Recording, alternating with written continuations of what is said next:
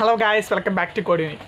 ഇന്നത്തെ വീഡിയോയിൽ പറയാൻ പോകുന്നത് നമുക്ക് സ്വന്തമായിട്ട് എങ്ങനെ ഒരു വെബ്സൈറ്റ് ഉണ്ടാക്കി അത് നമുക്കൊരു സ്ഥലത്ത് ഹോസ്റ്റ് ചെയ്തിട്ട് എങ്ങനെ ഒരു ഡൊമൈൻ വാങ്ങി രജിസ്റ്റർ ചെയ്യാം. ഒരു പൈസ ചിലവൊന്നും ഇല്ലാതെ ഒരു ഡൊമൈൻ വാങ്ങിയിട്ട് നമ്മളെങ്ങനെ നമ്മുടെ ഒരു വെബ്സൈറ്റ് എങ്ങനെ ഹോസ്റ്റ് ചെയ്യുക എന്നുള്ള പറ്റിയാണ് ഇന്നത്തെ വീഡിയോ. അപ്പോൾ നമ്മൾ യൂസ് ചെയ്യുന്നത് ഒക്കെ ഫ്രീ ഹോസ്റ്റിംഗ് ആണ്. ഫ്രീ ഹോസ്റ്റിംഗ് സർവീസും അതുപോലെ തന്നെ ഒരു ഫ്രീ ഡൊമൈനുമാണ് വാങ്ങുന്നത്. അപ്പോൾ അത് എങ്ങനെയാണെന്നുള്ളത് നമുക്ക് നോക്കാം. അപ്പോൾ നമ്മൾ 2 വീഡിയോ ആയിട്ടാണ് ചെയ്യാൻ ഉദ്ദേശിക്കുന്നത്. ഫസ്റ്റ് വീഡിയോ എന്ന് വെച്ചാൽ നമ്മൾ സാധാരണ ഒരു സിമ്പിൾ വെബ് പേജ് ഉണ്ടാക്കുന്നു. അത് കഴിഞ്ഞിട്ട് അത് ഒരു ഹോസ്റ്റിംഗ് സർവീസിലേക്ക് നമ്മൾ ഹോസ്റ്റ് ചെയ്യുന്നു. അത് കഴിഞ്ഞിട്ട് സെക്കൻഡ് വീഡിയോനകത്താണ് ഉദ്ദേശിക്കുന്നത് ഒരു ഡൊമൈൻ വാങ്ങിയിട്ട് ആ ഡൊമൈൻ നമ്മൾ വാങ്ങിയേക്കുന്ന ഹോസ്റ്റിംഗ് സർവീസുമായിട്ട് എങ്ങനെ ലിങ്ക് ചെയ്തിട്ട് ഒരു വെബ്സൈറ്റ് എങ്ങനെ പബ്ലിഷ് ചെയ്യാന്നുള്ളതിനെ പറ്റിയാണ്. അപ്പോൾ നമുക്ക് ഒട്ടും സമയം വഹിക്കേണ്ട, നേരെ വീഡിയോയിലേക്ക് കിടക്കാം.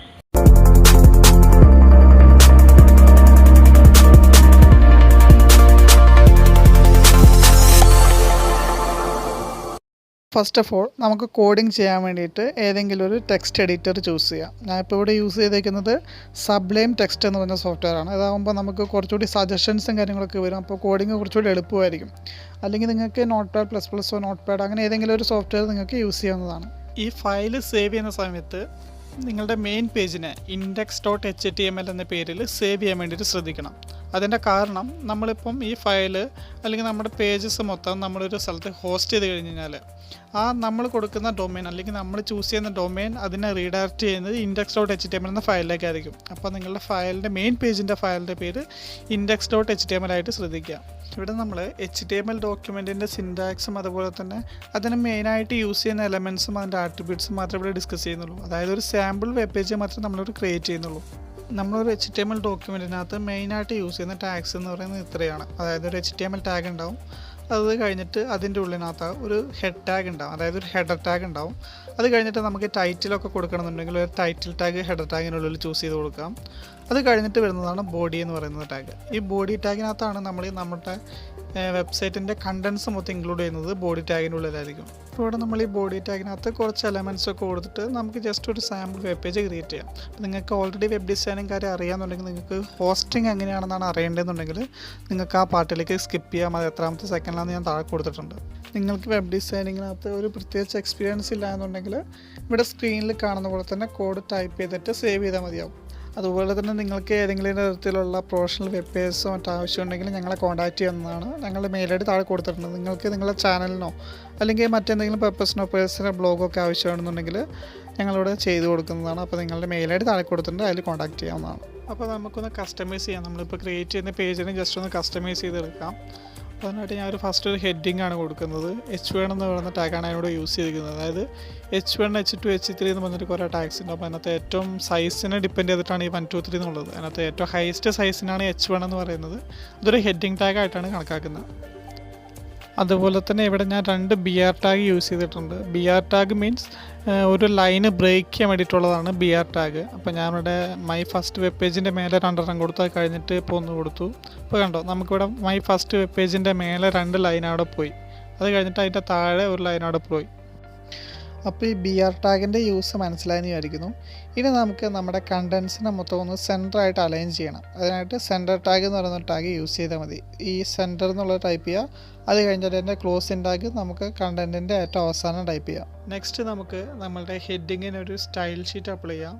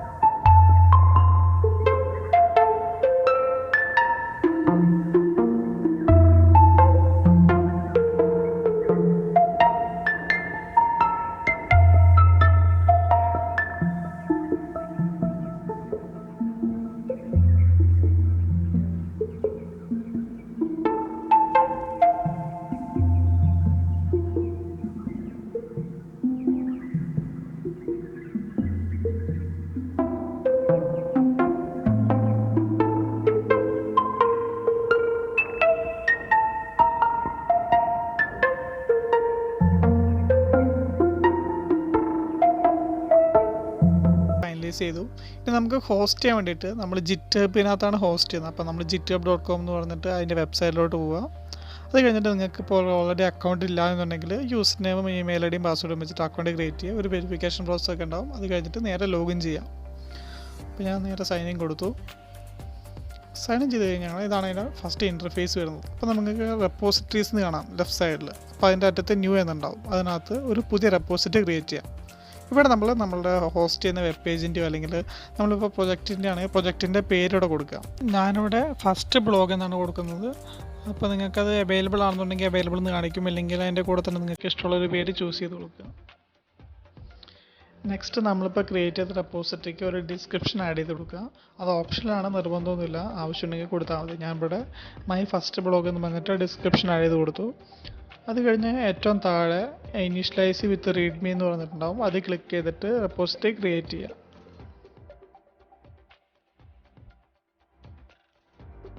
യെസ്, ഇപ്പോൾ നമുക്ക് റെപ്പോസിറ്ററി ക്രിയേറ്റ് ആയിട്ടുണ്ട്. ഇനി നമുക്കിവിടെ ഒരു ഫയൽ ക്രിയേറ്റ് ചെയ്യാനുള്ള ഓപ്ഷൻ ഉണ്ട്, അതുപോലെ തന്നെ അപ്ലോഡ് ചെയ്യാനുള്ള ഓപ്ഷൻ ഉണ്ട്. ഇതിനകത്ത് നിങ്ങൾ അപ്ലോഡ് ഫയൽ ചൂസ് ചെയ്യുക. അത് കഴിഞ്ഞിട്ട് ഇവിടെ ചൂസ് യുവർ ഫയൽസ് എന്നുള്ളടത്ത് ക്ലിക്ക് ചെയ്തിട്ട് നേരെ ഫയൽ മാനേജർ പോയിട്ട് ഫയൽ പിക്ക് ചെയ്തെടുക്കാം. അതിന് നല്ലത് എളുപ്പത്തിന് ഡ്രാഗ് ചെയ്തിടുന്നതാണ്. അപ്പോൾ 2 ഫയലും സെലക്ട് ചെയ്യുക.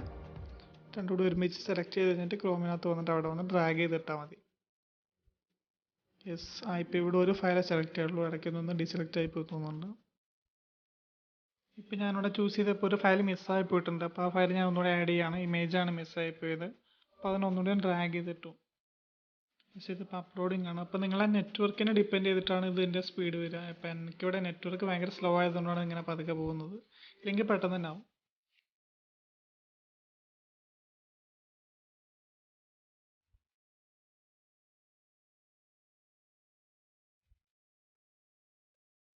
യെസ്, ഇപ്പോൾ നമ്മുടെ 2 ഫയലാണ് ഉള്ളത്. 2 ഫയൽ അപ്ലോഡായി. അപ്പോൾ നമുക്ക് നേരെ താഴെ കമ്മിറ്റ് ക്ലിക്ക് ചെയ്ത് കഴിഞ്ഞാൽ കമ്മിറ്റ് ചെയ്യാം. അപ്പോൾ ജസ്റ്റ് ഒന്ന് ഫയലൊന്ന് പ്രോസസ്സൊക്കെ ചെയ്ത് കഴിഞ്ഞിട്ടുണ്ടെങ്കിൽ ഇങ്ങനത്തെ ഇൻ്റർഫേസ് വരും. അപ്പോൾ അതിനകത്ത് നിങ്ങൾ സെറ്റിങ്സിനകത്ത് പോവാം. സെറ്റിങ്സിനകത്ത് ഇവിടെ നിങ്ങൾക്ക് കാണാം നിങ്ങളുടെ പേജിൻ്റെ റീനെയിം ചെയ്യാനുള്ള ഓപ്ഷനൊക്കെ ഉണ്ട്. കുറച്ചുകൂടി താഴോട്ട് പോവാം. താഴോട്ട് സ്ക്രോൾ ചെയ്ത് പോയിട്ടുണ്ടെങ്കിൽ GitHub പേജസ് എന്ന് പറഞ്ഞിട്ടൊരു ഓപ്ഷൻ കാണാം. അതിനകത്ത് താഴെ സോൾസ് എന്നുള്ളതിനകത്ത് ഇവിടെ നോൺ ആയിരിക്കും ഉണ്ടാവുക. അത് മാറ്റിയിട്ട് മാസ്റ്റർ ബ്രാഞ്ച് എന്നുള്ളത് ചൂസ് ചെയ്യുക.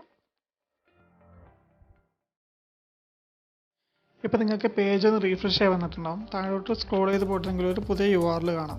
അപ്പോൾ ആ URL ക്ലിക്ക് ചെയ്തിട്ടുണ്ടെങ്കിൽ നിങ്ങൾക്ക് അവിടെ പേജ് പബ്ലിഷ് ആയിട്ടുണ്ടാവും. ഇപ്പോൾ നിങ്ങൾക്ക് ഓൾറെഡി ഒരു 404 എറർ കാണുന്നുണ്ടെങ്കിൽ നിങ്ങൾക്ക് കുറച്ച് വെയിറ്റ് ചെയ്താൽ മതി. ഒരു 10-15 മിനിറ്റ് ഒക്കെ കഴിയുമ്പോഴത്തേക്ക് പേജ് പബ്ലിഷ് ആയിട്ടുണ്ടാവും. ഇപ്പോൾ നമ്മൾ ക്രിയേറ്റ് ചെയ്ത പേജിനെ ഒരു ഫ്രീ കസ്റ്റം ഡൊമെയിൻ വാങ്ങിയിട്ട് അതുമായിട്ട് എങ്ങനെ കണക്ട് ചെയ്യാന്നുള്ളത് ഞാൻ അടുത്ത വീഡിയോ ചെയ്തിട്ടുണ്ട്. അപ്പോൾ നിങ്ങളെല്ലാവരും ആ വീഡിയോ കൂടി കാണുക. അപ്പോൾ നിങ്ങൾക്ക് ഈ വീഡിയോ ഇഷ്ടപ്പെട്ടെങ്കിൽ ലൈക്ക് ചെയ്യുക, അല്ലെങ്കിൽ ഡിസ്ലൈക്ക് ചെയ്യുക. അതുപോലെ തന്നെ നിങ്ങളുടെ അഭിപ്രായങ്ങൾ കമൻറ്റ് ആയിട്ട് അറിയിക്കാം. Thank you guys. നിങ്ങൾ ഇതുവരെ നിങ്ങളുടെ ചാനൽ സബ്സ്ക്രൈബ് ചെയ്തിട്ടില്ലെങ്കിൽ ഒന്ന് സബ്സ്ക്രൈബ് ചെയ്യുക. കൂടെയുള്ള ബെല്ലൈക്കൺ കൂടി ക്ലിക്ക് ചെയ്ത് കഴിഞ്ഞാൽ ഞങ്ങൾ അപ്ലോഡ് ചെയ്യുന്ന ഓരോ വീഡിയോസ് നിങ്ങൾക്ക് നോട്ടിഫിക്കേഷനായിട്ട് ലഭിക്കുന്നതായിരിക്കും.